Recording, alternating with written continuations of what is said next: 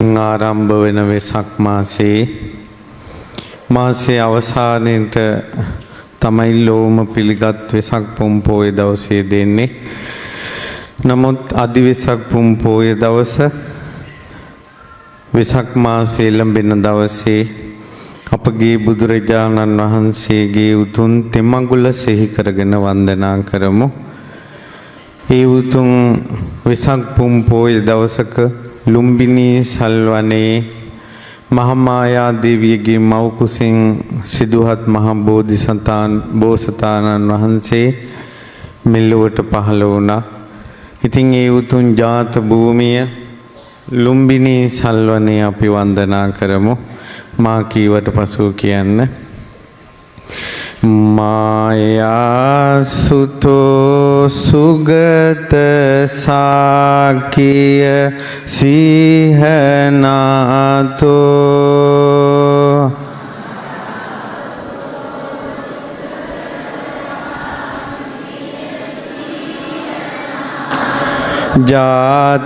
ජාතංකනේ සපදසා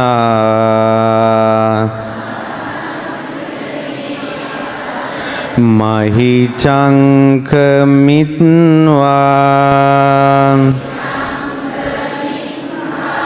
යස්මින් උදීරයි ගිරං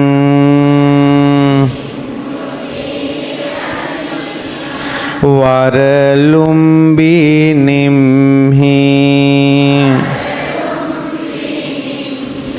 තංජාත චේතිය මහං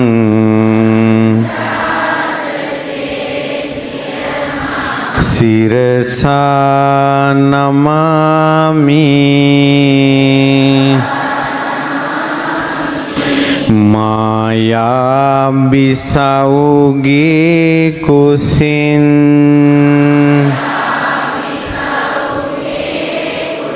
වැඩි බෝසතාණෝ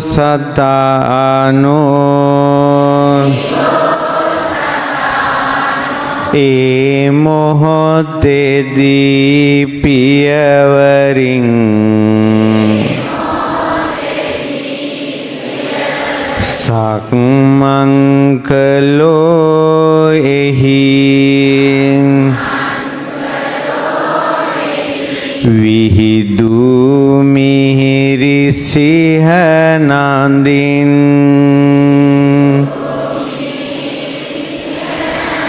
ලුම්බිනී උයන්හි ඒ ජාත චේතිය උතුම්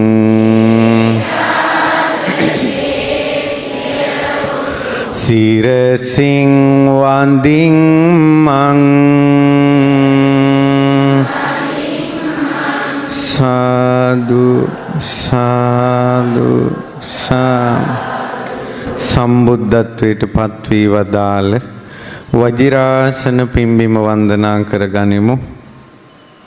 යස්මින් නිසංජ වජිරාසන බන්ධනේන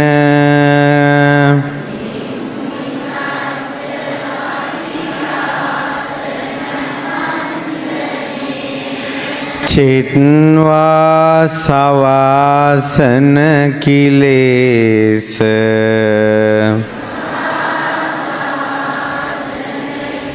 බලං මුනින්දෝ සම්බෝධි ඥාන මවගම්ම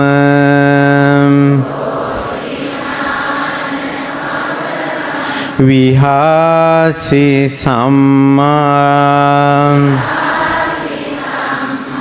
තං බෝධි චේතිය මහං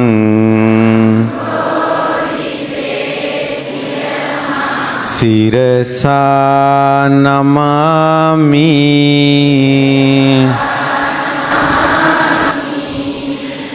වාදිවි වජිරාසනේ මත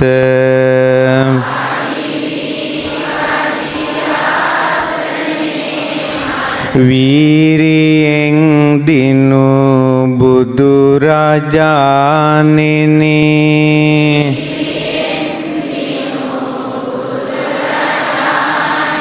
නේක දොස් නැති සියලු කෙලෙසුන්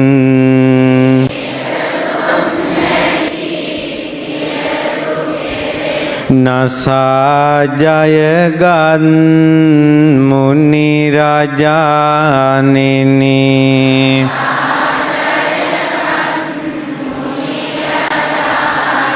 ඥාන බලයෙන් යුතුව සම්බුදු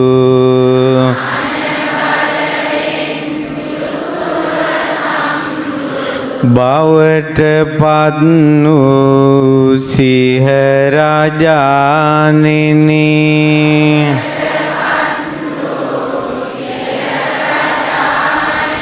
බෝධි චේතිය වන්දිමි සිරසින්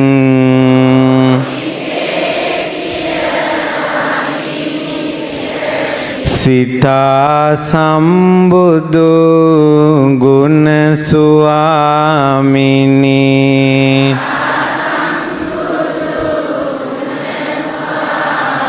සාදු සාදු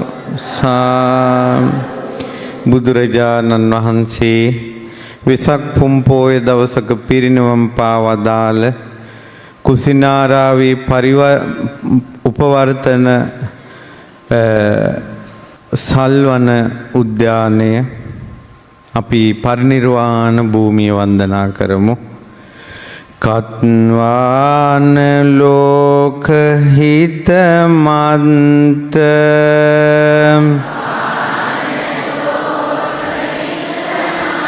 හිතංචනාතෝ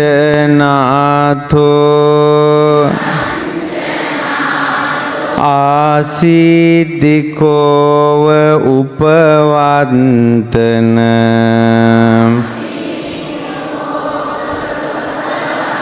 කානනම්හි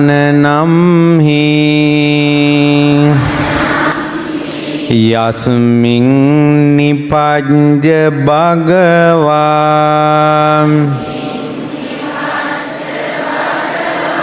නිරුපාදිසේසං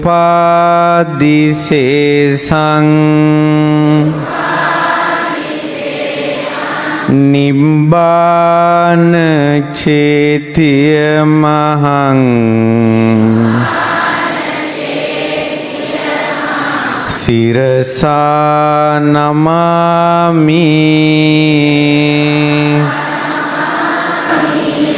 ලෝ සත කෙරෙහි හිත සුවේ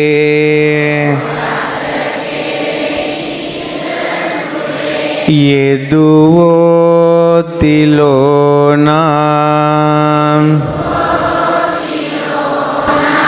වැඩිසේක සාල උයනට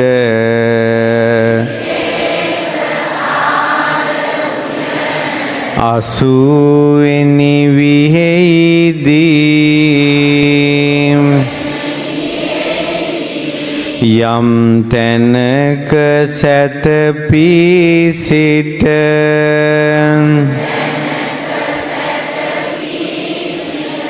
පිරිනිවන් පාවදාලෝ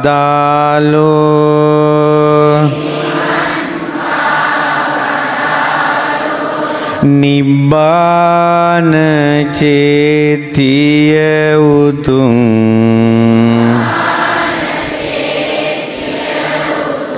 සිරසින් වඳින් මං සාදු සාදු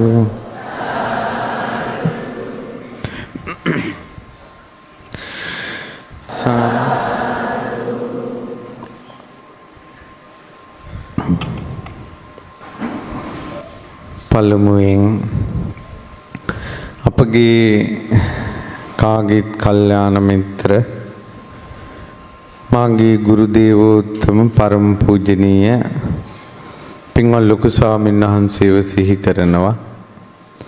අපගේ ගුරු දෙවිඳුන් නිදුක් නිරෝගී දීර්ඝායුෂම ලබත්වා. සාදු සාදු සාදු.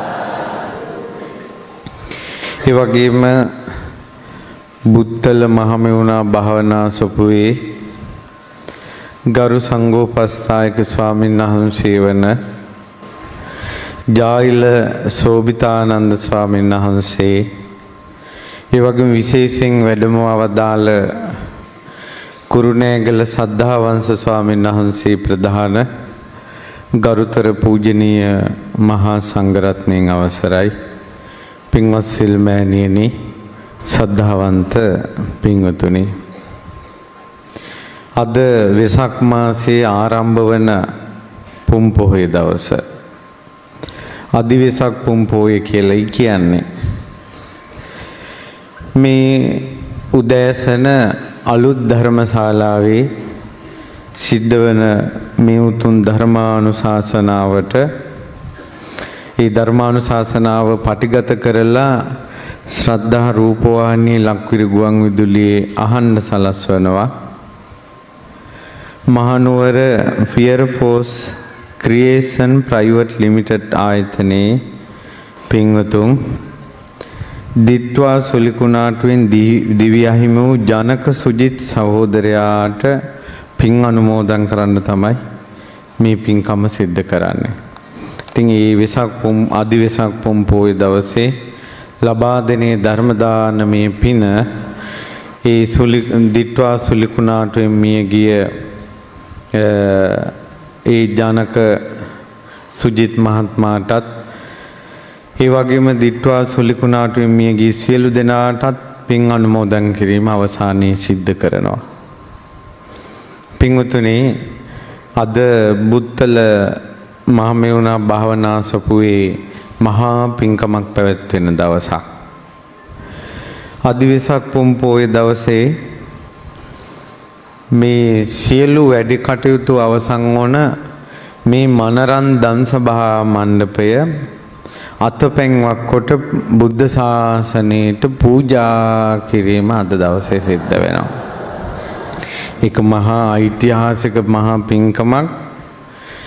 සෑරජානන් වහන්සේ බෝ සමිඳුන් විහෙර විහාර දානශාලා කුටි සෙනසුන් මුළු තැන්ගෙවල් වැසිකිලි කැසිකිලි ආරාම භූමි මම්මාවත් සහිත සියලු විහාරාංග මේ උතුම් ධර්මශාලාව පෙරටු කරගෙන මේ ස්ථානයෙන් පැන් වඩලා පූජා කරන මහා පින්කම අද ඔයාලට දැසින් දැක ගන්න ලැබෙනවා. සාදු කියලා පින අනුමෝදන් වෙන්නත් ලැබෙනවා. ඒ නිසා අද මේ සිල් ගන්න ආපු ඔබ වාසනාවන්තයි. අද තමයි මේ ධර්මශාලාවේ සියලු වැඩ කටයුතු අවසන් කරලා පූජා කරන දවස.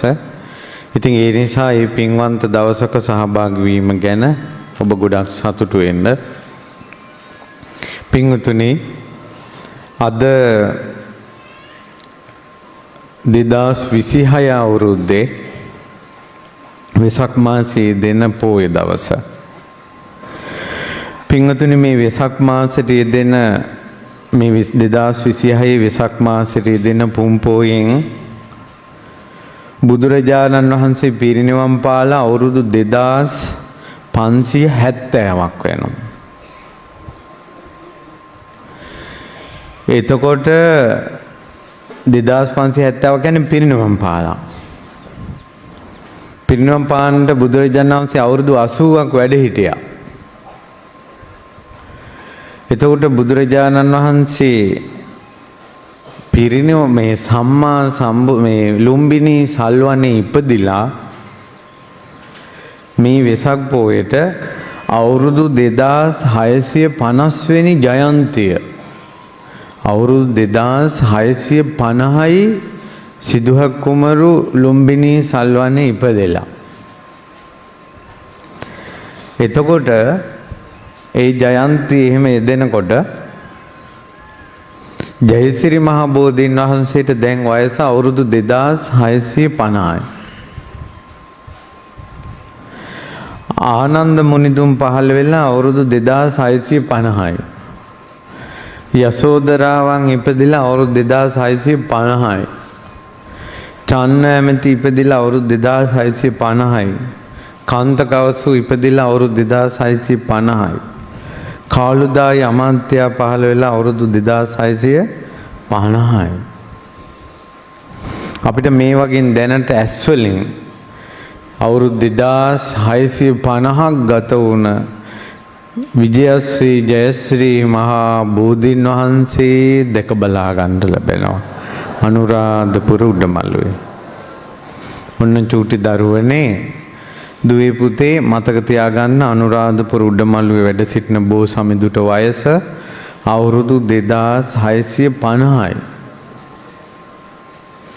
ඉතින් මේ එන වෙසක් පෝයට බුදුරජාණන් වහන්සේ සම්මා සම්බුද්ධත්වයට පත් වෙලා අවුරුදු 2615ක් වෙනවා. අවුරුදු 2615ක් බුදුරජාණන් වහන්සේ පිරිනිවන් පාලා අවුරුදු 2570ක් ශ්‍රී බුද්ධ වරස. භාග්‍යතුන් වහන්සේ සම්බුද්ධත්වයෙන් 8 වෙනි වර්ෂයේ තමයි ලංකාවට වැඩි. මේ වෙසක් පෝයට බුදුරජාණන් වහන්සේ ලංකාවට 3 වෙනි වතාවට ලංකාවට වැඩලා අවුරුදු 2607ක් වෙනවා. කැලණියට වැඩලා ඊළඟට රුවන්වැලි සෑය මහ බෝධිය ශ්‍රී පාද පද්මේ දීඝවාපිය මුතියංගනය මේ පුණ්‍ය භූමිය වලට වැඩලා අවුරුදු 2607ක් මේ වෙසක් පෝයට ලංකාවේ මනුස්ස වර්ගයා පරම්පරාව ඇති වෙලා අවුරුදු 2570යි. ශ්‍රී බුද්ධ වර්ෂ කියන්නේ ලංකාවට විජය කුමාරයා ගොඩ බැස්ස දවස. බුදුරජාණන් වහන්සේ පිරිනිවන් පාන මොහොතේ තමයි විජය කුමාරයා ලංකාවට පැමිණියේ. එතකොට ලංකාවේ මනුස්ස පරම්පරාව ඇති වෙලා අවුරුදු 2570ක් බවට පත් වෙනවා. වෙසක් පුන් පෝය දවසක තමයි දේවානම්පියතිස්ස රජතුමා චාරිත්‍රානුකූලව සියලු මංගල වස්තුන්ගෙන් උපලක්ෂිතව අභිෂේක ලැබපු දවස. ඒ රජුරෝ ලංකාවේ මංගල අභිෂේකයෙන් අභිෂේක ලැබලා මාසයක් ගිය තැන තමයි මිහිඳු මහරහතන් වහන්සේ ලංකාවට වැඩියේ. ඒ නිසා සම්බුදු තෙමඟුල යෙදෙන වෙසක් පුන් පෝය දවසේ කරුණු කාරණා කිහිපයක් තමයි අද අපි ඔය මතක් කළේ. ඒවා මතක තියාගෙන එළඹෙන වෙසක් පුන් පෝය දවසට මහා හරසරින් ශ්‍රද්ධා භක්තියෙන් යුක්තව බුදු ගුණ ධම් ගුණ සංඝ ගුණ බුද්ධ ශාසනයේ අභිමානය බුදුරජාන් වහන්සේ ලක්දෙරණට වැඩිය ශෝභාව සිහි කරගෙන වෙසක් පුන් පෝය දවසට සූදානම් වෙන්න ඕන. ඉතින් අදින් ආරම්භ වෙන වෙසක් පෝය දවසට සමහර වයසක අම්මලාට පුළුවන් ඕයි නම් මේ මාසෙම සිල් සමාදන් වෙලා ඊළඟ මැයි 30 වෙසක් පුන් පෝය දවසට ඒ සීලය මාසයක සීලයක් පුරා සීලයක් කරගන්න පුළුවන්. ඕයි නම් ළමයිට පුළුවන් මේ ගිහි අයට පංච සීලය මේ මාසෙම පන්සිල් පද පහ හොඳට රැකලා ඊළඟ වෙසක් පුන් පෝය දවසේ සිල් සමාදන් වෙලා උතුම් වූ ප්‍රාර්ථනාවක් කරන්න පුළුවන්. මම මේ මාසේ පළවෙනි පෝයෙන් ආරම්භ කරලා මාසයක් පුරාවට පන්සිල් රැක්කා. ඒ රැකපු සීලේ බලයෙන් මට උතුම් සීල සමාධි ප්‍රඥා උපලක්ෂිත වූ ප්‍රගුණ වූ අමා නිවනට යන්න වාසනාව ලැබේවා කියලා. ඕනේ නම් කෙනෙකුට අදින් සමාදන් වන සීලෙන් තරුණ දූලට තරුණ පුතාලට වැඩිහිටි අයට කැමති කෙනෙකුට පුළුවන් බඹසර සමාදන් වෙන්න. අදින් සමාදන් වෙන බඹසර පංච සීලයත් සමග බඹසර සමාදන් වෙලා වෙසක් පෝයේ මාසයක් රකිනවා.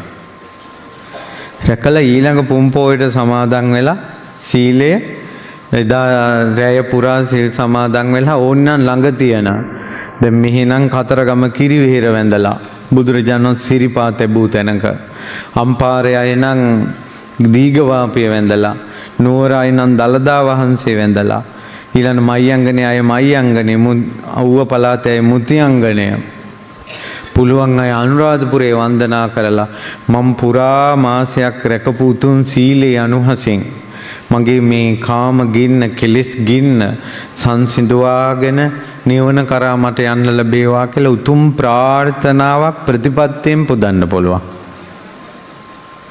තව සමහර කෙනෙකුට පුළුවන් අදින් ආරම්භ වෙන වෙසක් පුන් පොය දවස ඊළඟ පොය වෙනකල් පුරා මාසයක් දවසට එක දානයක් සතෙකුට හරි මිනිස්සෙකුට හරි සංඝයා වහන්සේ නමකට හරි පන්සලට පළතුරු කෙසෙල් ලැබරියක් වතුර බෝතලයක් පළතුරු ගෙඩියක් මොන හරි දෙයක් දෙනවා. නොදී දවසක් ගත වෙන්නේ මම පුරා මාසයක් දන් දුන්නා කියලා උතුම් ප්‍රතිපදාවක සමාදන් වෙන්න පුළුවන්. ඒතර මේ වෙසක් මාසෙම සුන්දරයි. ප්‍රතිපත්තියෙන්ම පූජා පැවැත්වෙනවා. ඊට පස්සේ සමහර අයට පුළුවන් බුදුන් වදින එක කඩ කඩා කරන අය ඉන්නවා. හැමදාම සවසට බුදුන් වදිනවා මාසෙම. මේ මාසෙම පටිච්ච සමුප්පාදේ ධම්මචක්කපවත්තන සූත්‍රයේ සජ්ජායනා කරන්න පුළුවන්. මාසෙම බෝධි පූජා පවත්වන්න පුළුවන්.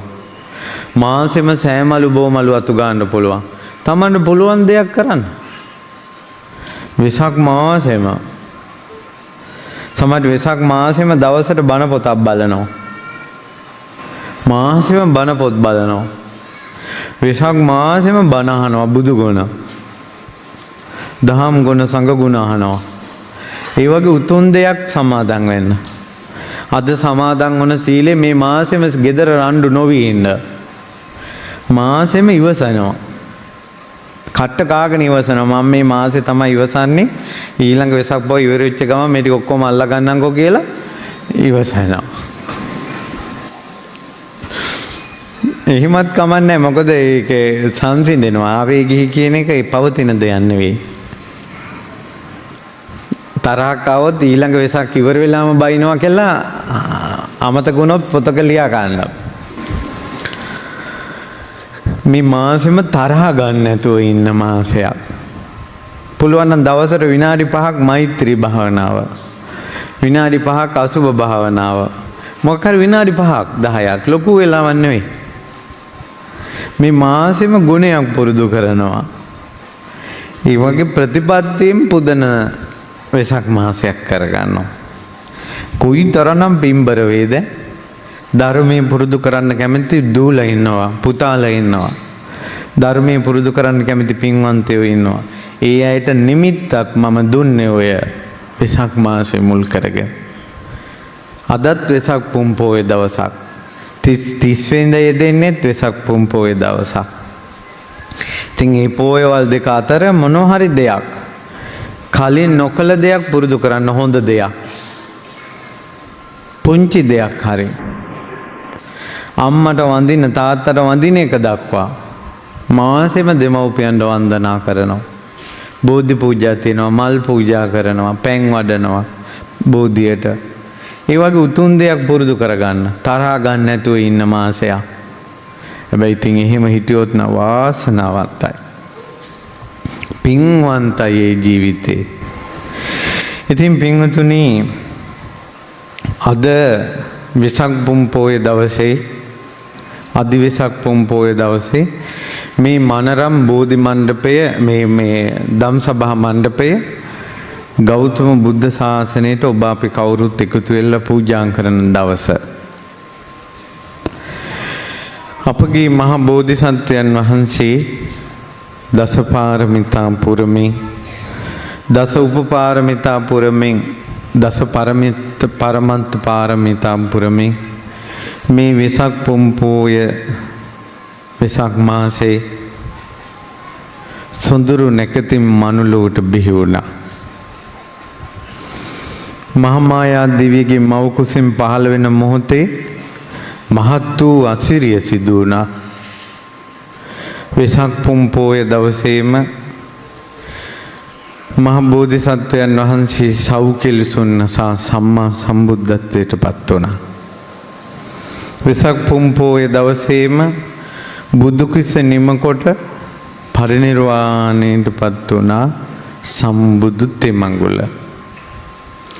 ඉතින් ඒ බුදුරජාණන් වහන්සේ ලෝකෙට පහළ වෙලා ඊසා සමාන විය නොහැකි පාරමිතා පුරලා දාන පාරමිතා, සීල පාරමිතා, නික්කම්ම පාරමිතා, ප්‍රඥා පාරමිතා, වීරිය පාරමිතා, ශාන්ති පාරමිතා, සීල පාරමිතා, ඉවසීමේ කන්ති පාරමිතා, සත්‍ය පාරමිතා, උපේක්ඛා පාරමිතා ආදී සියලු පාරමිතාවන් පුරලා සෞඛ්‍යලසුන් නැසලා බුදුරජාණන් වහන්සේ ලෝකෙට ලබලා දුන්නේ ධර්ම දානය. ධර්ම දානය තමයි ලබලා දුන්නේ. මේ ලෝකෙට හිතසුව පිණිස පහළ වුණ බුදුරජාණන් වහන්සේ ලෝකෙට ධර්මය ලබලා දුන්නා. අන්න ඒ ධර්මය ලෝකෙට පතුරන්න තමයි ධර්මශාලාවක් ඉදි කරවන්නේ. ඉතින් අද මේ ඔබ සියලු දෙනා සැදී පැහැදී මේ සිටින, ඔබ අසුන්ගෙන සිටින, ඔබ අද පුම්පෝය දවසේ සිල් පුරන, පින් පුරන, කුසල් පුරන මේ මණ්ඩපය ධම්සභා මණ්ඩපය. ඉතින් බුදුරජාණන් වහන්සේ ලෝකයට අමා ධර්මයෙන් දන් දෙනකොට මේ ලෝක සත්වයා කෙලිස් ගිනි නිව්වා, සසරින් එතර වුණා, සසර ගමන නිමා කළා. බුදුරජාණන් වහන්සේ 540 වසක් පුරාවට දේශනා කොට වදාළේ මధుර මනෝහර ශ්‍රී සද්ධර්මය අංග 9කින් යුක්තයි. අංග කීයකින් යුක්තයිද? 9කින් යුක්තයි. මේ 9ට කියනවා නවාංග ශාස්ත්‍රූ ශාසනය. මොකද්ද කියන්නේ? නවාංග ශාස්ත්‍රූ ශාසනය. එතකොට මේ ඕනම ධම්සභා මණ්ඩපයකදී ඇහෙන්නේ නවාංග ශාස්ත්‍රූ ශාසනයයි. මේ ලෝකේ ඕනම කෙනෙක් මගපල් ලැබුවා නම් ලැබුවේ නවාංග ශාස්ත්‍රූ ශාසනයෙන්. බුදුරජාණන් වහන්සේගේ ධර්මයේ අංග 9යි. ඔබ බුදුරජාණන් වහන්සේගේ ශ්‍රාවකෙක් විදිහට, ධර්මයේ අහන උපාසකෙක් උපාසිකාවක් විදිහට මේවා අහලා මතක තියාගන්න. මේ නවාංග ශාස්ත්‍රූ ශාසනයේ කොටස් 9 විස්තර කරනවා. සුත්තං, ගෙය්‍යං, වෙය්‍යාකරණං, ගාතං, උදානං, ඉතිඋත්තකං, ජාතකං, අභූත ධම්මං, වේදල්ලං. ඔය තමයි නවාංග ශාස්ත්‍රූ ශාසනය. ඒතර බුදුරජාණන් වහන්සේ වදාළ ධර්මයේ එක කොටසක් තමයි සුත්ත. සූත්‍ර කියලා කියන්නේ විනය පිටකයේ ඇති සූත්‍ර වලට. ඊළඟ රතන සූත්‍රය, කරණීයමෙත්ත සූත්‍රය, මහා මංගල සූත්‍රය, ඒ වගේ සූත්‍ර අයිති සූත්‍ර කොටසට. ඒතර විනය පිටකයත් දේශනාවේ තියෙන ඇතැම් සූත්‍රات අයිති සුත්ත සූත්‍ර. ඒකට ඔබ බණ අහනකොට සූත්‍ර ශ්‍රවණය කරනවා. ඊළඟට ඔබට ශ්‍රවණය කරන්න පුළුවන් බුද්ධ දේශනාවේ තියෙන ඊළඟ අංගය ගෙය්‍ය. ගෙය්‍ය කියන්නේ පින්වතුනි ගාථා සහිත දේශනා. ඒ කියන්නේ මේ දහම් පරයය දේශනා කළා ගාථාව කිනුත් ඒක කෙටි කරනවා. ගාථා සහිතයි. සූත්‍රයේ වෙනම ගද්‍ය කොටසකුත් යනවා, ගාථාත් තියෙනවා. මම උදාහරණයක් විදිහට කිව්වොත් දජග්ග සූත්‍රය අයිති ගෙය්‍ය. දජග්ග සූත්‍රයේ දේශනා කරනවා සුරාසුර යුද්ධයක් ඇති වුණා. සක්දෙවිඳු දේශනා කළා නිදුකාණෙනි යුද්ධයේදී බයක් ඇති වුණොත් මගේ කොඩිය දිහා බලන්න. මගේ කොඩිය දෙස බලන ඔබට බයත් ඇති ගැනීමක් ඇති වුණොත් නැති වෙනවා. නෝචේ මේ දජග්ගං උල්ලෝකේ යාත අත ප්‍රජාපතිස්ස දේවරාජස්ස දජග්ගං උල්ලෝකේ යාත අත වරුණස්ස ප්‍රජාපති දෙවියන්ගේ කොඩිය දිහා බලන්න නැත්නම් වරුණ දෙවියන්ගේ කොඩිය දිහා බලන්න ඊසාන දෙවියන්ගේ කොඩිය දෙස බලන්න ওই විදිහට බුදුරජාණන් වහන්සේ දේශනා කරනවා ඒ කොඩි දිහා බලලා බය නැති වෙන්නත් පුළුවන් තියෙන්නත් පුළුවන් මොකද සක්දෙවිඳු පවා බය තෙති ගැනීම දුරු කරපු කෙනෙක් නෙවෙයි හැබැයි මහණෙනි අරණ්‍යක වන ප්‍රාර්ථයක ඔබ ඉන්නකොට ඔබට බයක් ඇති වුණොත් බුදුරජාණන් වහන්සේ සිහි කරන්න ඉතිපිසෝ භගවා අරහං සම්මා සම්බුද්ධෝ බුදුරජාණන් වහන්සේ සිහි නොවේ නම් සිහි කරන්න ධර්මය ස්වාක්ඛාතෝ භගවතා ධම්මෝ සිහි නොවේ නම් ඔබට ඒ උතුම් ශ්‍රී සද්ධර්මය සිහි කරන්න සංගරුවන සුපටිපන්නෝ භගවතෝ තං කිස්ස හේතු භගවාහි භික්කවේ අරහං සම්මා සම්බුද්ධෝ වීත රාගෝ වීත දෝසෝ වීත මෝහෝ අභීරු අච්ඡම්බි අනුත්‍රාසි අපලායිති බුදුරජාන් වහන්සේ අරහං රහතන් වහන්සේ නම සම්මා සම්බුද්ධෝ සම්බුදුරජාන් වහන්සේ නම වීත රාගෝ රාගේ දුරු කරපු කෙනෙක් වීත දෝසෝ දෝසේ දුරු කරපු කෙනෙක් වීත මෝහෝ මෝහේ දුරු කරපු කෙනෙක් අභීරු බය නැති කෙනෙක් ඊළඟට බය තැති ගැනීම නැති කෙනෙක් බය නැති කෙනෙක් ඒ නිසා බුදුරජාණන් වහන්සේ සිහි කරනකොට ඔබට ඇති වෙන බය තැති ගැනීම දුරු වෙනවා කියනවා.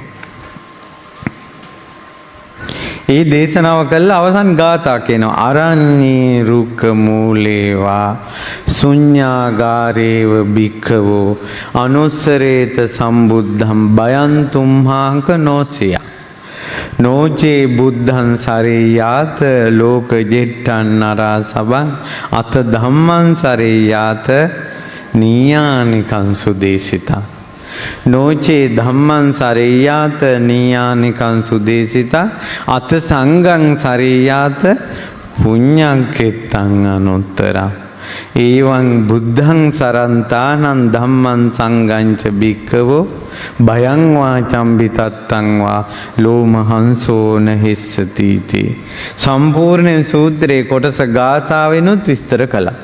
අන්න ඒ වගේ දේශනාවලට කියනවා ගෙය්‍ය ගාථා සහිත. ඊළඟ වෙය්‍යාකරණ කියන්නේ විස්තර කිරීම ගාථා රහිත.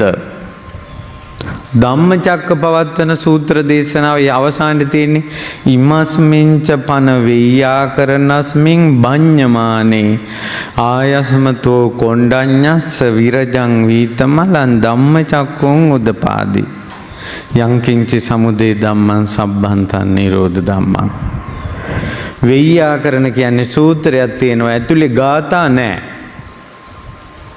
ඒවට කියනවා වෙය්‍යාකරණ. මේ අහලා හරි තියාගන්න අපේ බුද්ධ ශාසනයේ තියෙන නවාංග ශාස්ත්‍ර ශාසනය. ඊළඟට තියෙනවා ගාථා. ගාථා තමයි ධම්මපදය. තේරි ගාථා. ධම්මපදය බහලා තිනවා මනෝ පුබ්බංගමා ධම්මා මනෝ සෙට්ඨා මනෝමය මනසාචේ පදුට්ඨේන භාසති වා කරෝති වා තතෝ මං දුක්ඛමං වේති චක්ඛං වහතෝ පදං. ගාථා දූරංගමං ඒකචරං අසරීරං ගුහාසයං ඒ චිත්තං සංයමෙස්සන්ති ආදි වශයෙන් ගාථා. එතකොට ගාථා විදියට බුදුරජාණන් වහන්සේ ධර්මයේ කොයි විදියට දේශනා කරලා තියෙනවද කියලා බලන්න. සූත්‍ර විදියට දේශනා කරලා තියෙනවා. ගාථා සමග ගාථා කියන්නේ කවිත් එක්ක දේශනා කරලා තියෙනවා. කවි නැතුව ගාථා නැතුව දේශනා කරලා තියෙනවා. වෙය්‍යාකරණ. ගාථා විදිය තනිකර කවියෙන් විතරක් බණ කියලා තියෙනවා. ගාථා උදාන කියන්නේ සොම්නස උපදිනකොට බුදුරජාණන් වහන්සේ යම් කාරණාවක් ගැන සොම්නස උපදිනවා, ප්‍රීතිය උපදිනවා. එතකොට අර පිරීලා තියෙන කලයක වතුර වැඩි වෙනවා වගේ, උතුරනවා වගේ බුදු මුවෙන් ගාථාවක් පිට වෙනවා. එදා වෙසක් පුන් පොහොය දවසේ මාර යුද්ධයක් ජයසිරි මහ බෝසෙවණේ සිදු වුණා. එදා සිදුවත් මහ බෝධිසත්වයන් වහන්සේ නීරංජරා නදී අයිනේ සුජාතාව දුන් කිරිපිඩු වළඳා අදත් ඒ කිරිපිඩු වළඳපු තැන තියෙනවා. රම් තැටිය පාකල නීරංජරා නදී අදටත් ජලය ගලාගෙන යනවා. සොත්තිය බමුණා විසින් දුන්න කුසතන රැගෙන කුසතන දුන්න තැන අදටත් ඉන්දියාවේ තියෙනවා. නීරංජරා නදියේ පැන් සැනෙහි එගොඩට වැඩියා. මහ බෝසතුන් ඈතර වූ නීරංජරා නදිය අදටත් තියෙනවා ඉන්දියාවේ. ජයසිරි මහ බෝධීන් වහන්සේ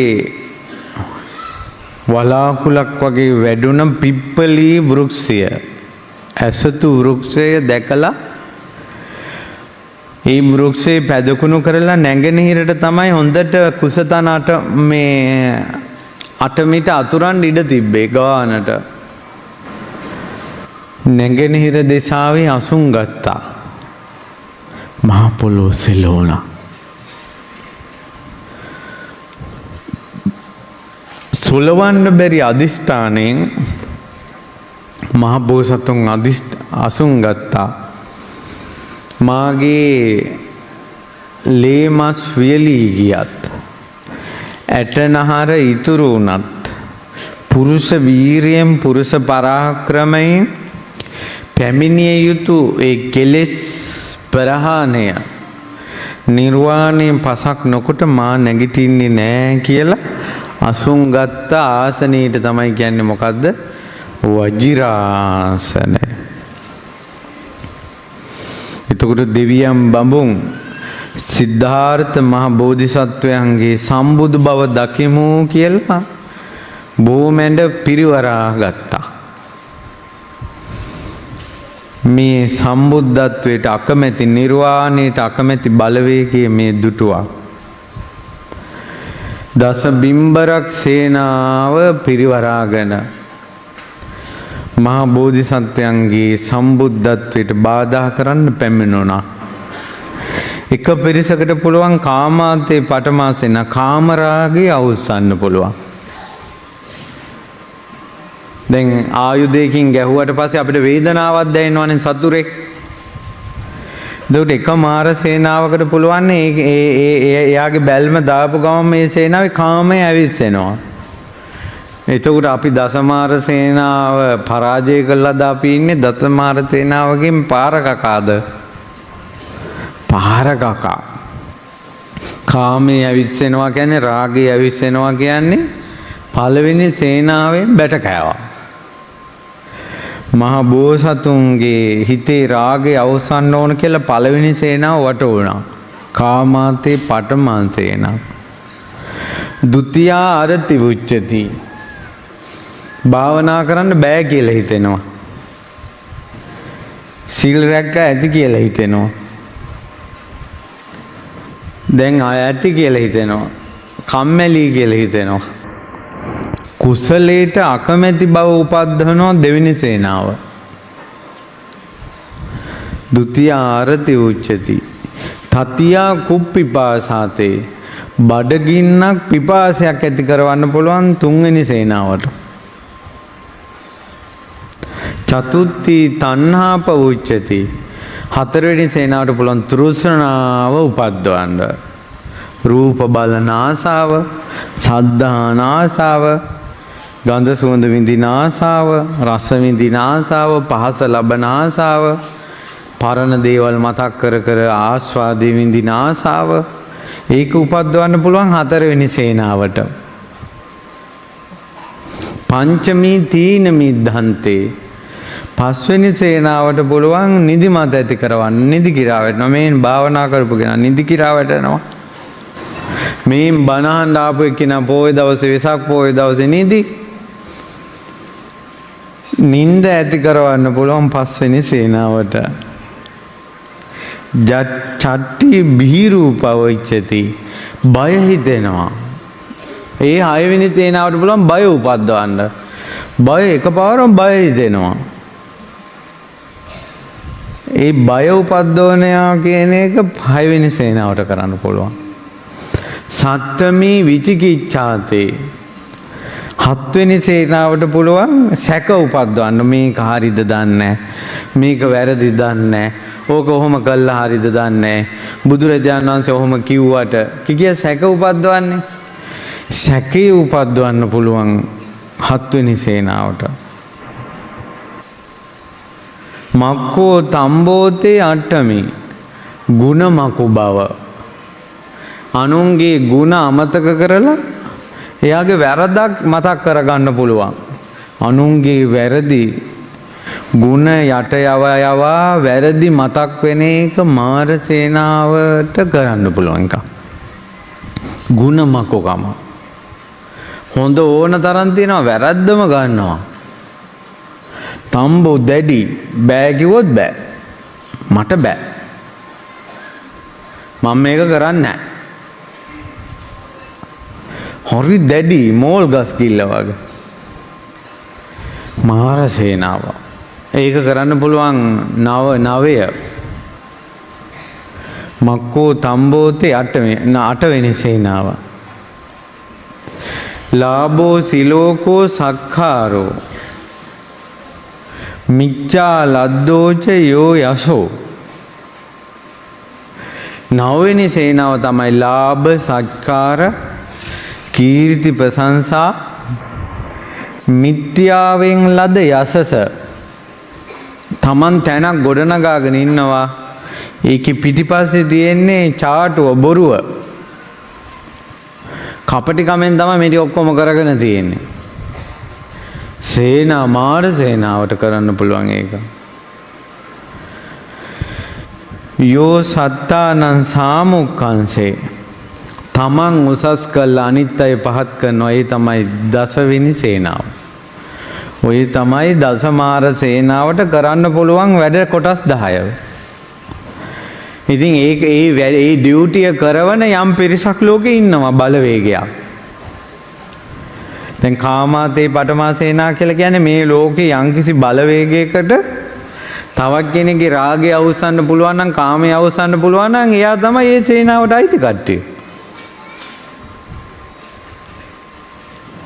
ဒုတိ ආරති උච්චති. දැන් කෙනෙකුගේ ඇඟට මොනවා හරි බලවේගයක් පෙරේතෙක් හරි ආරූඪ වෙලා අර පින් කුසල් කරන ඒවාට කම්මැලිව ඔය බුදියාගෙන ඉන්න විදියට ඒ මිනිස්සයා වැටෙනවා නම් අර පෙරේතයා පවා අර සේනාවට අයිති. ඒ මාරයාට පුළුවන් කියනවා යම් කිසි කෙනෙක්ගේ රාගය, ද්වේෂය, මෝහය තියෙනවා නම් ওই මාර සේනාවල් 10න් එකකට යව දාන්න පුළුවන්. එයා අධිපති. එයා තමයි බුදුරජාණන් වහන්සේ හැරෙනකොට ලෝකේ ඉන්න මහා අධිපතියා. ඉතින් ඔහු පිරිවරා ගන්නකොට අර මේ බෝමැණ්ඩ පිරිවරාගෙන හිටපු දෙවිවරු බිය වුණා. යම්තාක් නිරේවල් වල ලෝධිය ඇද්ද ඒ ලෝධිය ඔක්කොම මෙහෙම වීසි කරගෙන කියනවා ආවේ බෝධිය දෙසට. ඒ ගිනි පුපුරු දකින්නකොට දෙවියෝ පලා ගියා කියනවා ඉසුලූලු අත. එදා තනි නොතනියට හිටියේ ජයසිරි මහා බෝසමෙදු. දෙවියෝ පවා බය වෙන තැන අප මහ බෝධිසත්වයන්ට චූට්ටක්වත් බය ඇති වුණේ නැහැ. සම්බුදු නොවී සිටියදීම දෙවියන් බඹුන් පවා බය වෙන මොහොතක බය නොවී සිටියා කියලා ඇද්ද? සම්බුදු නොවී සිටියදීම තුන් ලෝකෙට මහා වීරයන් වහන්සේ බුදුරජාණන් වහන්සේ තවම සෝවාන් වෙලාවත් නැතුව කිසි දෙයකට කම්පා නොවී හිටියා. නවවිධ වර්ෂා වැස්සුවා. මොකද අර සේනා 10න් අල්ලන්න බෑ. කලින්ම බෝධිසත්වයන් වහන්සේ දසමාර සේනා හඳුනාගෙන අල්ලන්න බෑ. ඊට පස්සේ මොකද කළේ? මහ බෝධිසත්වයන් වහන්සේට නවවිධ වර්ෂා, ගිනි ආයුධ වර්ෂා, වැස්සුවා. ඒ සියල්ල මල් වරුසා බවට පත් වුණා. මාරයා තුල තියෙන මහා ආයුධයෙන් පහර දුන්නා. ඒද මල් පාවඩයක් බවට පත් වුණා.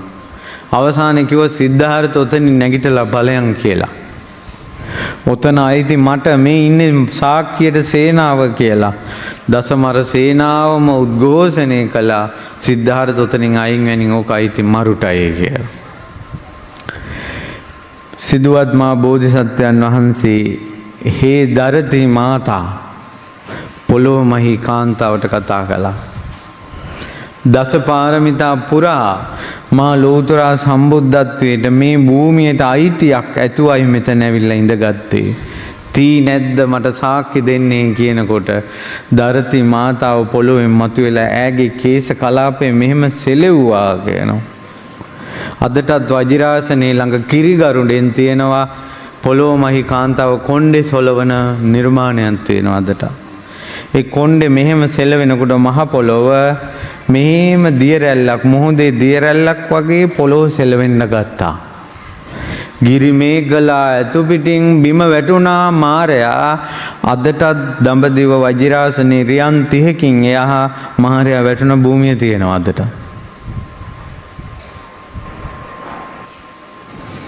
මේන්න මේ මාර විසලූලු අත දසමරුසෙන් පැරද ගියා. මහ බෝසෙවනේ අපගේ මහ බෝධිසත්වයන් වෙසක් පොම් පොය දවසේ හුදකලා වුණා. සඳ නැගීගෙන ඉර බැසගෙන යන මොහොතේ දැහැන්ගත වුණා. පළමුවෙනි යාමේ පෙර ජීවිත දකින නුවණ පහළ වුණා. දෙවෙනි යාමේ චුතිය උපත දකින නුවණ පහළ වුණා. අලුයම් වෙනකොට වෙසක් පුම් පොය දවසේ සඳ බැසගෙන යන අලුයම තමයි සියලු කෙලෙසුන් නසා ආසවක්ඛ්‍ය ඥානෙ ලැබමින් සම්මා සම්බුද්ධත්වයට පත් වුණා. ඒ සම්බුද්ධත්වයෙන් ප්‍රීතියට පත් වුණ බුදුරජාණන් වහන්සේගේ බුදු මුවණින් උදානයක් පහළ වුණා. අනේක ಜಾති සංසාරං බොහෝ සංසාරයේ එක එක ආත්ම භාවවල අනේක ಜಾති සංසාරං සන්දා විස්සං අනිබ්බිසං මං ගොඩාක් දිව්වා ආත්මෙන් ආත්මේ භවයෙන් භවය උපතින් උපත ඇවිද ඇවිද ගියා. ගෘහකාරකං ගවේ සන්තෝ දුක්ඛා ජාති පුනප්පුන මං වීරිය කළ හෙව්වා මේ ඉපදි යන සංසාරේ හදන වඩුවා කොයි කියලා. ගෘහකාරකං ගවේ සන්තෝ දුක්ඛා ජාති පුනප්පුන ගෘහකාරක දිට්ඨෝසි මන් දැක්කා මේ සසර ගමන හදන වඩුවා කවුද යා? අවිද්‍යාවත් තෘෂ්ණාවත්. ගෘහකාරක දිට්ඨෝසි පුනගේහං නඛාහසේ ආය මං උඹට ගෙවල් හදන්න දෙන්නේ සංසාර මන්දිරය හදන්න දෙන්නේ සබ්බා තේපා සුඛා බග්ගහා ගෘහ කූටං විසංකිතං සියලු පරාල මං ගරවලා ගෘහ කූටේ කැණි මණ්ඩල සුණු විසුණු කළා. අවිද්‍යාව සුණු විසුණු කළා. විසංඛාර ගතං චිත්තං මාගේ සිත විසංඛාරුණ පුඤ්ඤාභි සංස්කාර අපුඤ්ඤාභි සංස්කාර ආනිඤ්ඤාභි සංස්කාර හටගන්නේ නැති මට්ටමටපත් වෙනවා.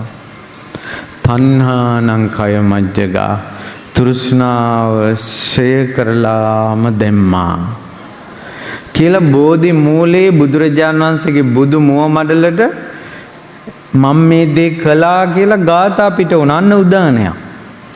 ඒකට කියන උදානයක් කියලා. දැන් අමාරුවෙන් වැඩක් කළා හුරේ මං කළා කියලා කෑ ගහන්නේ ළමයි. එයාගේ සතුට. අපි කියන්නේ අඩේ හරි ගියානේ මේක කියලා කියවෙන්නේ. අමාරුවෙන් යමක් කරන්න ගිහිල්ලා ඒක හරි ගිය ගමන් වචනයක් අටින් පිට වෙන්නේ නැද්ද? අඩේ මේක හරි ගියා කියලා.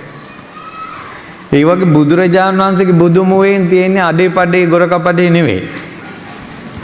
බුදු මුව මණ්ඩලේ බුදුරජාණන් වහන්සේගේ හදවතේ තියෙන ධර්මය. ප්‍රීතියට ධර්මයමයි පිටට වැක්කිරෙන්නේ. අන්න සම්බුදු බුව මණ්ඩලෙන් ප්‍රීතියෙන් පිටට වැක්කිරුණ ධර්මයට තමයි මොකද්ද කියන්නේ? උදාන නවාංග ශාස්ත්‍ර ශාසනය.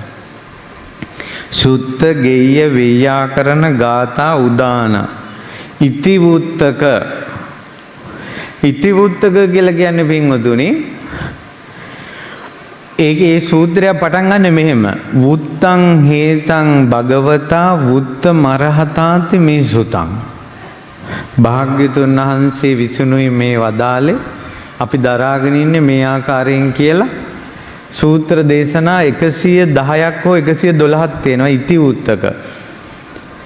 එවැනි දේශනාවක් තමයි ලෝකාවබෝධ සූත්‍රය. පිරිත් පොතේ තියෙන ලෝකාවබෝධ සූත්‍රය. මේ සූත්‍ර 100 ගාන මතක තියාගෙන හිටියේ කුජ්ජුත්තරා. කුජ්ජුත්තරා ධර්මයේ දරාගෙන හිටපු උපාසිකාව. තුට ඒ දේශනාවලට කියනවා ඉතිවුත්තක. ඊළඟට තියෙනවා ජාතක. යම්කිසි සිද්ධියක් අරඹයා බුදුරජාණන් වහන්සේ අතීතයේ වෙච්ච දෙයක් මතක් කරනවා. ජාතක. සමහර අය ජාතක කතා මග හරිනවා ඔව පස්සේ කාලේවා කියලා. ජාතක කතා කියන්නේ නවාංග ශාස්ත්‍ර ශාසනය. බුදුරජාණන් වහන්සේ බුදුමෙන් වදාළ දේශනා. අබ්බූත ධම්ම. 8 වෙනි කාරණාව තමයි අබ්බූත ධම්ම. අබ්බූත ධම්ම කියලා කියන්නේ මේ බුද්ධ ශාසනයේ තියෙන ආශ්චර්ය අద్భుත කාරණා. ඒවා දේශනා කරන දහම් පරයයද කියනවා අබ්බූත ධම්ම. පින්වත් ආනන්ද තථාගතයන් වහන්සේ මව් කුසට පැමිණෙන්නට පෙර පංච මහ විලෝකන බලනවා. කාලය, දීපය, දේශය, කුලය, මව. ආනන්ද යම් දවසක තථාගතයන් වහන්සේ මව් කුස පිළිසිඳ ගන්නවද, එවිට මේ තුන් ලෝක ධාතුවේම අප්‍රමාණ ආලෝකයක් විහිදිලා යනවා. ඉරුගේ සඳුගේ එළිය වැටෙන්නේ නැති තැන්වල පවා එළිය විහිදෙනවා මව් කුසේ පිළිසිඳ ගන්නකොට. මේ භූමිය කම්පා වෙනවා. මේක ආනන්ද ආශ්චර්ය කාරණාවක්, අద్భుත කාරණාවක්. ආනන්ද තථාගතයන් වහන්සේ මව් කුසට පැමිණෙන්නේ සිහියෙන්මයි. මං දැන් අම්මගේ බඩට ආවා කියලා මතකයි, සිහියයි. මං දැන් මව් කුසේ ඉන්නවා කියලා සිහියෙන් ඉන්නේ. මව් කුසෙන් බිහි වෙන්නේ සිහියෙන්. ආනන්ද සිහියෙන් කුසට පැමිණෙනවාද, සිහියෙන් කුසේ ඉන්නවද, සිහියෙන් එළියට පැමිණෙනවද? මේ ආනන්ද ආශ්චර්ය අద్భుත කාරණාවක්. අපි අම්මගේ බඩේ ඉපදුන හැටි දන්නෙත් නැහැ, ජීවත් වුණ හැටි දන්නේ නැහැ, ඉපදුන හැටි දන්නෙත් නැහැ. අපිට ආශ්චර්ය අద్భుත කාරණා තියෙනවද නැද්ද? අපිට නැහැ. සිදුවක් කුමරුටම අම්මගේ කුසට ආවත් මතකයි, හිටියත් මතකයි, ඉපදුනත් මතකයි.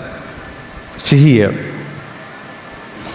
ආනන්ද මහා බෝධිසත්වයෝ මව් කුසට පැමිණුණාට පස්සේ බෝසත් මව ප්‍රകൃතියෙන්ම සිල්වත් වෙනවා. පන්සිල් පද 5 අම්මකින් කැඩෙන්නේ නැහැ. අද කාලේ කොච්චර බඩේ දරුවෝ තියන් අම්මලා පච කෙලිනවද? බෝසත් මවක්ගේ මුවෙන් බොරු කියවෙන්නේ නැහැ. පන්සිල් රැකෙනවා. ආශ්චර්ය අద్భుත කාරණාවක්. ආනන්ද ඒ මව දිහා කිසිම ලෝකේ පිරිමියෙකුට රාගයෙන් බලන්න බෑ.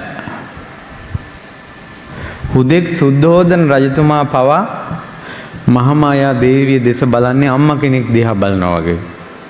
රාගය ඇති වෙන්නේ නැහැ. අද කාලේ කොච්චර කුසේ දරුවෝ තියාගෙන ස්ත්‍රීන් නාටකම් වල යෙදෙනවද? ක්ලිනික් ගන්න යන අම්මලා දිහා කොච්චර පිරිමි පෙරේතකමෙන් බලනවද? මහාමායා දේවිය දෙස මේ ලෝකේ කාටවත් රාගයෙන් බලන්න බෑ. ආශ්චර්ය අద్భుත කාරණාව. ආනන්ද මහා බෝධිසත්වයෝ මව් කුස පිළිසිඳ ගත්තට පස්සේ සතරවරන් දෙවියෝ හතර පැත්තේ ආරක්ෂා කරනවා. දෙවියෝ ආරක්ෂාවට සිටිනවා. ආශ්චර්ය අద్භූත කාරණාව. ආනන්දේ අම්මට මෙහෙම කුස අටගාලා බඩේ ඉන්න දරුවා දිහා බලන්න පුළුවන්. මහාමායා දේවිය මව් කුසේ දරුවා සිටිද්දිම දරු සුරතල් බැලුවා. ස්කෑන් කරන්නේ නැතුව. දරුවා හොඳට පේනවා බඩේ ඇතුලේ. ආශ්චර්ය අద్භූත කාරණා. ආනන්ද මහ බෝධිසත්වයන් වහන්සේ මව් කුසෙන් බිහි වෙන්නේ අම්මා ඉඳගෙන ඉද්දින් නෙවෙයි. නිදාගෙන ඉද්දින් නෙවෙයි. මේ ලෝකේ ස්ත්‍රියක් දරුවෙක් බිහි කරන්නේ එක්කෝ ඉඳගෙන ඉද්දින් එක්කෝ නිදාගෙන ඉද්දින්. මහාමායා දේවිය දරුවා බිහි කරන්නේ හිටගෙන ඉද්දින්. ඒක ආශ්චර්ය අద్භූත කාරණාවක්. මව් කුසේ දරුවා ඉන්නේ පළඟක් බැඳගෙන. වෙන දරුවෝ මව් කුසේ සිටින්නේ වැස්සට තෙමෙන වඳුරු පැටියෙක් වගේ. පළඟ බැඳගෙනයි එරමිනිය ගොතාගෙනයි සිටින්නේ. ඉපදෙනකොට මෙහෙම කකුල් දෙක එළියට දික් කරලා ඉපදෙනවා. ආනන්ද වෙන දරුවෝ ඉපදෙන්නේ හිස්ස තමයි ඉස්සෙල්ලා ඉපදෙන්නේ. ආනන්ද බෝධිසත්වයන්ගේ සිරිපදුල් දෙක තමයි ඉස්සෙල්ලා ඉපදෙන්නේ. පා දෙක තමයි එළියට මතුවෙන්නේ ඉස්සෙල්ලා. මේ මතුවෙනකොට ඇඟේ කිසිම කැතකුණු තැවරෙන්නේ නැහැ. අම්මාගේ ඇඟේ තැවරෙන්නේ නැහැ, දරුවාගේ ඇඟේ තැවරෙන්නේ නැහැ. දැන් දරුවෙක් ඉපදෙනකොට වැදහ මහ පුපුරලා එතන ජරාවට එකයි. ඊළඟට ලේයි වේදනාව වැඩිකමට මල මුත්‍රා පිට වෙනවා අම්මගෙන්. දරුවා එහින් ජරාව දානවා. කන් වල කටවල් වල කක්ක මුත්‍රා පිරීලා දරුවන්ගේ තියෙන්නේ ඉපදෙනකොට. ආනන්ද ධම්සභා මණ්ඩපයකින් දේශකයන් වහන්සේ නමක් සුවසේ බැහැලා එනවා වගේ අම්මගේ කුසෙන් දරුවා බිහි වෙන්නේ කාගේවත් ඇඟේ මල මුත්‍රා කැතකුණු ගෑවෙන්නේ නැහැ. මේක බෝධිසත්වයන්ගේ ආශ්චර්ය අద్භූත කාරණාව. බුදු කෙනෙකුගේ උපත ගැන පහදින්න පින්වතුනි. අපේ සරණ ගිය බුදුරජාණන් වහන්සේගේ උපත්ති ඔහොම එකක්. ඊට පස්සේ පින්වත් ආනන්ද දෙවියෝ තමයි ඉස්සෙල්ලාම බ්‍රහ්මයා අතට ගන්නේ. කාමයේ දුරු කරපු කෙනෙක් තමයි ඉස්සෙල්ලාම බෝධිසත්වයෝ වඩා ගන්නෙ. එයින්ගෙන් සතරවරන් දෙවියන්ට දෙනවා. සතරවරන් දෙවියෝ මහාමායා දේවී ඉස්සරහා දරුවා මෙහෙම වඩාගෙන කියනවා සලුවේ දිව්‍ය සලුවෙන් අත්තමනා දේවී හෝහි සතුටු වෙන්න දේවිය මහේසක්කෝතේ පුත්තෝ උප්පන්නා ඔබට මහේසාක්‍ය පුත්‍රයෙක් ඉපදුණා කියලා දේවියට දෙනකොටම බෝසත් දරුවා බිමට බහිනවා. බැහැලා පියවර 7ක් උතුරු දෙසට ගමන් කරනවා. ගමන් කළා ගාථා කියනවා. අග්ගෝ හමස්මි ලෝකස්ස ජෙට්ටෝ හමස්මි ලෝකස්ස සෙට්ටෝ හමස්මි ලෝකස්ස අයමන්ති මාජාති නත්තිදානි පුනබ්බවෝති. ආනන්ද ඉපන් සැනින් කතා කරනවා කියලා යමක් ඇද්ද?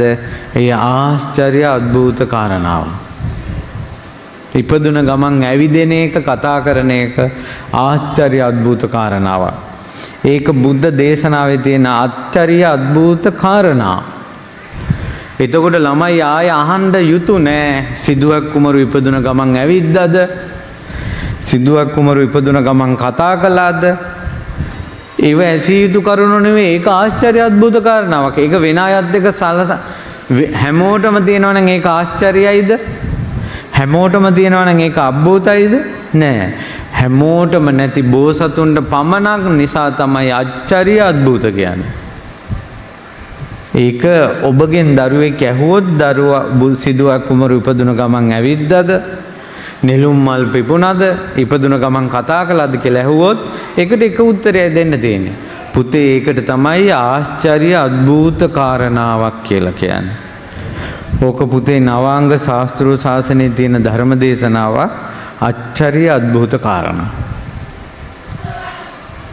මෙන්න මේ විදිහට එතකොට ඉපදෙන මොහොතේ මහා ආලෝක ධාරා විහිදෙනවා. භූමිය කම්පා වෙනවා. මේවා ආශ්චර්ය අද්භූත කාරණා. ඉතින් බුදුරජාණන් වහන්සේ දේශනා කරනවා මහණෙනි අපින්වත් ආනන්ද ඔන්නුයි කරුණු දරා ගන්න කියලා තවත් නොයෙක් දේශනා වදාලා. ඒකට කියනවා ආචාර්ය අද්භූත. ඔන්න නවංග ශාස්ත්‍ර ශාසනේ සුත්ත, ගෙය්‍ය, වේයාකරණ, ගාථා, උදාන, ඉතිවුත්තක, ජාතක, අබ්භූත ධම්ම, වේදල්ල. වේදල්ල කියලා කියන්නේ ප්‍රශ්නෝත්තර ක්‍රමයෙන්. ප්‍රශ්නයක් අහනවා උත්තරයක් දෙනවා. ප්‍රශ්නයක් අහනවා උත්තරයක් දෙනවා. චූල වේදල්ල සූත්‍රය, මහා වේදල්ල සූත්‍රය, චූල පුන්නමා සූත්‍රය, මහා පුන්නමා සූත්‍රය. ප්‍රශ්නෝත්තර ක්‍රමයට තියෙන දහම් දේශනාවලට කියනවා වේදල්ල. බුදුරජාණන් වහන්සේගේ 45 වසක් පුරාවට දේශනා කරපු ධර්මය ඔය කොටස් 9ට තියෙනවා නවාංග ශාස්ත්‍ර ශාසනය.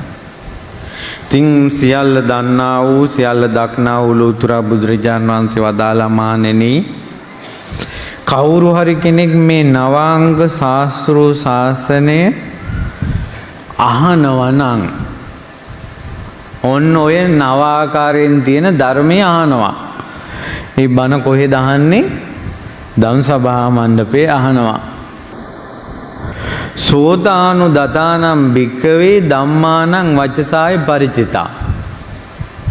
ඒ අහපු ධර්මය හොඳට දරා ගන්නවා, මතක තියා ගන්නවා. වචසාය පරිචිතා, ඒක කතා කරන්නත් පුළුවන් එයාට ඒ මතක තියාගත්ත ධර්මය. මනසානුපෙක්ඛිතා, හොඳට මනසින් විමසනවා. දිට්ඨියා සුප්පටි විද්දා, හොඳට දහම් කරුණ නිරවුල් එයාට. බෞද්ධයි දැන් බණ අහලා ආනන්ද මෙන්න මේකේ ආනිසංසයක් තියෙනවා. නවාංග ශාස්ත්‍ර ශාසනය අහලා මතක තියාගෙන දරාගෙන මනසින් විමසලා දහම් කරුණු නිරවුල් කර ගැනීමේ ආනිසංසයක් තියෙනවා. මොකක්ද ආනන්ද ආනිසංසය? ආනන්ද මෙයා යම් හේතුවක් මත මැරෙනකොට උමතු වෙනවා. මැරෙන වෙලාවට උමතු වෙනවා. හැබැයි ආනන්ද මැරිච්ච ගමන්ම දෙව්ලොව උපදිනවා. සී කල්පනාවක් නැත ඔය මැරෙනවා, දෙව්ලොව ඉපදෙනවා. දෙව්ලොව උපන් සැනින් මෙයා විශේෂ ගාමී වෙනවා. මනුස්ස ලෝකේ හිටියට වැඩිය ධර්ම අවබෝධයට පත් වෙනවා දෙවියන් අතර ඉපදිච්ච ගමන්. නවාංග ශාස්ත්‍ර ශාසනය අහලා මතක තියාගෙන නිරවුල් කරගෙන ඒ දහමට පැහැදීම ඇති කරගත් එකේ ආනිසංස. මැරෙනකොට සීවිකල් වෙන්න පුළුවන් කියන්නේ අර ධම්සුවඳ වැඩසටහනේ චිට් එකක් ඇවිල්ලා තිබ්බා. අම්මට අවුරුදු 94යි. ස්වාමීන් වහන්සේ හොඳට බණ අහපු කෙනෙක්, පින් කරපු කෙනෙක්, ඒ වුණාට දැන් දොඩවනවා කියලා. මං කිව්වා ඒ දොඩවන එකෙන් එයා මැරුණාට පස්සේ කොහෙද යන්නේ කියලා අපිට කියන්න බෑ. ඉතින් හොඳට දැන් අවුරුදු 10ක් උපෝසත අටසීලයේ ගන්න ආච්චි අම්මා කෙනෙක් ඉන්න. උන්ද පින් කර කර අටසීල් අරන් චෛත්‍ය වැඳ වැඳ යනවා. උන්දත් දා බණහන් ඇවිල්ලා මං ගාවට ඇවිල්ලා කිව්වා හාමුදුරනේ මට හරි බයයි. මං ඇහුවා ඇයි? අර එක්කෙනෙක් ප්‍රශ්නයක් අහලා තිබ්බේ අවුරුදු 94 අම්මා පින් කරපු අම්මා කෙනෙක් දොඩව දැන් ගෙදර ඉන්නවා කියලා. මටත් එහෙම වෙයිද? මං කෝ ඔයාට එහෙම වෙන්නේ නැහැ කියලා මට කියන්න බෑ. ඔයා නෙවෙයි මම කොහොම මැරෙයිද කියලා මට කියන්නත් බෑ.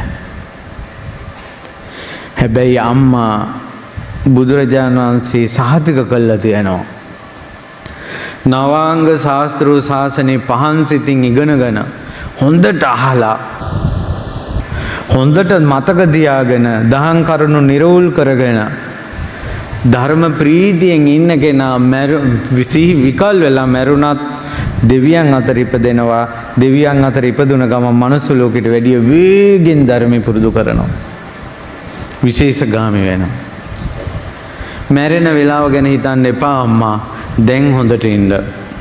දැන් හොඳට බණ අහන්න. මේ තථාගත ශ්‍රී සද්ධර්මය කනට යන මේ ධර්මයේ ජීවිතයට යන ප්‍රධාන මාධ්‍ය කන. මතක තියාගන්න ධර්මය ජීවිතයේ ඇතුළට යන ප්‍රධාන මාධ්‍ය කන. ශ්‍රුතවත් ආර්ය ශ්‍රාවකයා කියන්නේ ශ්‍රුතවත් ධර්මයේ අහලා ඒ ධර්මයේ තුලින් ආර්ය භාවයටපත් වුණ ආර්ය ශ්‍රාවකෙක් ඉන්නවා. ආර්යයන් වහන්සේලා දකින ආර්යයන් වහන්සේලා තේරුම් ගත්ත ආර්ය ධර්මයේ හික්මෙන ශ්‍රුතවත් ආර්ය ශ්‍රාවකයා. බුදුරජාණන් වහන්සේ වදාලා අපිට ධර්මයේ පුරුදු කරගන්න කනෙන් කළ යුතු කොටසක් තියෙනවා. ඒකට බුදුරජාණන් වහන්සේ දේශනා කරනවා වචනයක්. ශ්‍රවණේපි කතං හෝති. ශ්‍රවණයෙන් කළ යුතු දේ ඉස්සලා කරන්න ඕන. මතක තියාගන්න මේ බුද්ධ ශාසනය නොකඩවා මගපල්ලාභින් බිහි වුණේ පොත් ලියන්න කලින්. නොකඩවා මගපල්ලාභින් බිහි වුණේ මුළු බුද්ධ ශාසනය එක දිගට පවතින අවුරුදු 500යි. අවුරුදු 500ෙම බුද්ධ ශාසනය පොත්වල ලියලා නැහැ. එතකොට මගපල ලැබු හැම කෙනාගේම ධර්මයේ ගත්තේ කොහෙන්ද? කන හරහා. මම ළඟදිම උපාසක මහත්තයෙකුට කිව්වා උපාසක මහත්තයා ඒ උපාසක මහත්තයාට ටිකක් ඇහෙන එක දුර්වලයිලු. මං කිව්වා ගොඩාක් පින් කරන්න මඟඵල ලබන්න ධර්මයේ තමන්ට ලැබෙන ආසන්නම කාරණය ශ්‍රවණය. ඒ නිසා මං කිව්වා ධර්ම දානෙ දෙන්න. අනිත් අයට ධර්මයේ ඇහෙන තැන් හදන්න. මේ ඉන්න අද ධම් සභා මණ්ඩපය කරවපු අද පැන් වඩලා පූජා කරලා පින් දෙනකොට වැලි කැටයකින් හරි උදව් කරපු ශ්‍රම දාන කරපු මාධ්‍යයෙන් හරි ඉඳලා ඈත ඉඳලා ආධාර කරපු අද පැන් වඩනකොට සාදු කියන්න පැමිණි ඔයාලා සියලු දෙනාට බුද්ධ ශාසනයේ ධර්මයේ ඇසීමේ වාග්ය ලැබෙනවා. ශ්‍රවණය මතක තියාගන්න ධර්මයේ ඉන්නේ ශ්‍රවණයෙන්. හේවිසි පූජා, ශබ්ද පූජා, දහම් පූජා, සාදු හඬ පූජා ඔය ඔක්කොම පුණ්‍ය සංස්කාර වෙනවා. ඒ නිසා සමහර හොඳට බණ අහලා ධර්මයේ පුරුදු කරන අයට කෙනෙකුට අවසානයේදී සාමාන්‍ය සිහි විකල් වෙලා දොඩවනවා වගේව වෙන්න පුළුවන්. ඌ එච්චර ගණන් ගන්න ඕනේ නැහැ. ඉන්න කාලේ හොඳට හිටියානම්. හැබැයි දැන් ඉන්න අය අවසාන කාලේ මොනව දොඩවයි දන්නේ නැහැ. ආල්ලපු ගෙදර නෝනාගේ නම කියා සිරියා උඹ එන්නේ නැද්ද කියලා. අවසාන කාලේ පාලනයකින් තොර වෙනවා. මෙතෙක් ඇතුලේ කැකෑරිච්ච නන්දික කටින් එළියට පයින්නවා. පරිස්සමෙන් හොඳේ දැම්ම බණ ධර්මයේ සිහි කර හිත සුද්ධ කරගන්න නැත්තම් එළියට පයින්නවා මැරෙන වෙලාවේ හොඳේ දොඩවන්න ගන්නවා. මහණෙනි තථාගත මේ නවංග ශාස්ත්‍ර ශාසනය අහනවා කෙනෙක්. මොනවද නවංග ශාස්ත්‍ර ශාසනය අපි ඉගෙන ගත්තේ? සුත්ත, ගෙය්‍ය, වෙය්‍යාකරණ, ගාථා, උදාන, ඉතිවුත්තක, ජාතක, අබ්බූත ධම්ම, වේදල්ල. මේ ධර්මය අහලා හොඳට දරාගෙන මතක තියාගෙන වචනයෙන් පුරුදු කරන ඒ දහම් කරුණු ගැන දිට්ඨියා සුප්පටි විද්දා පහන් සිතින් නිරවුල් කරගෙන ඉන්නවා. ධර්මයේ වාද විවාද හට ගන්නෑ. ධර්මයේ නිරවුල් කරගන්නකොට ධර්මයේ නිරවුල් කරගන්නකොට අනිත් අය පහත් කළා තමන් උසස් කරන්නේ නැහැ. ඒ වගේ කෙනෙක් මැරුණට පස්සේ සමහරට සී විකල් වෙලා මැරෙන්න පුළුවන්. දෙවියන් අතර ඉපදෙනවා. හැබැයි ආනන්ද මහණෙනි එයාට ඉපදිච්ච ගමම්ම බණ මතක නැහැ. නමුත් සමහර වෙලාවට ඉපදිලා ටික කාලයක් යනකොට බුදුරජාණන් වහන්සේගේ ශ්‍රාවක රහතන් වහන්සේ නම දිව්‍ය ලෝකේ බණ කියනවා. ඒතර මෙයාට තබ්බරේට මතක් වෙනවා මං අහපු බණ ඕවා. එයාගේ අවධානය ගොඩාක් යොමු වෙනවා අර ධර්ම දේශනාවට, සසර පුරුද්දට. ආනන්ද වේගෙන් මහණෙනි වේගෙන් එයාගේ ධර්ම මාර්ගයේ දියුණු වෙනවා. විශේෂ ගාමි වෙනවා ඒ දෙවියා. මනුස්ස ලෝකේ බණ අහලා තිබ්බ නිසා. පින්වත් මහණෙනි උපමාවක් කියන්නම්. හග්ගෙඩි හඬ අහලා පුරුදු කෙනෙක් ඉන්නවා. එයා ගමනක් යනකොට හග්ගෙඩි හඬ නැහැ, පාඩු යනවා වෙන කල්පනාවක් යන්නේ. කොහිදෝ තැනක ඈත කැලේ හග්ගෙඩියක් පිඹිනවා. පිඹිනකොට තප්පරේට මතක් වෙනවා ඔන්න කවුද හග්ගෙඩියක් පිඹිනවා. කිලින්ම හග්ගෙඩි හඬ හඳුනාගත්තා. ඒ වගේ මහණෙනි හඳුනා ගන්නවා කව ධර්මයේ. එහෙනම් මනුස්ස ලෝකේ දිව්‍ය ලෝකේ එකම බණක් කතා වෙන්න ඕන. එහෙනම් දිව්‍ය ලෝකේ කතා වෙන්නේ නවාංග ශාස්ත්‍රීය ශාසනය. මනුස්ස ලෝකේ කතා වෙන්නේ නවාංග ශාස්ත්‍රීය ශාසනය. මේ සක්ඛණ්ඩ ඒ සක්ඛණ්ඩට සමානයි. මේ හොඳට අහලා මතක තියාගෙන හිත පහන් කරගෙන ඉන්න ඕන. කුණු හිත නැතුව, වෛර කරෝධ නැතුව, පලිගන්න හිත නැතුව මේක ඇතුළ ධර්මෙන් සිසිල් කරන්න ඕන. ආනන්ද කෙනෙක් ඉන්නවා මහණෙනි, එයාට දිව්‍ය ලෝක ඉපදෙනවා. හැබැයි මේ රහතන් වහන්සේලා බණ කියන්නේ නැහැ. අද කාලේ වගේ කෙනෙක් දිව්‍ය ලෝක ඉපදුනොත් රහතන් වහන්සේලා බණ කියන්නේ නැහැ. රහතන් වහන්සේලා නැහැ. හැබැයි මහණෙනි දිව්‍ය ලෝකේ දෙවිවරු ඉන්නවා විචිත්‍ර ධර්ම කතිකයෝ. ඒ දිව්‍ය පුත්‍රයෝ දිව්‍ය සභාවේ ලස්සනට ධර්මයේ කියනවා. එතකොට අරයට මතක් වෙනවා මම මනුස්ස ලෝකෙත් ඔය බණ ඇහුවා කියලා. ඒකට අවධානය යොමු වෙනවා, හිත සකස් වෙනවා, වීගෙන් ධර්මයේ දියුණු වෙනවා, විශේෂගාමී වෙනවා. සමාජයට මාර්ගඵල ලැබෙනවා. බුදුරජාණන් වහන්සේ වදාලා බලන්න මනුස්ස ලෝකේ ධර්මයේ අහලා මතක තියාගෙන ඉන්න එකේ, දහම් කරන හොඳට නිරෝල් කරන එකේ, දහම් අධ්‍යයනයේ තියෙන වටිනාකම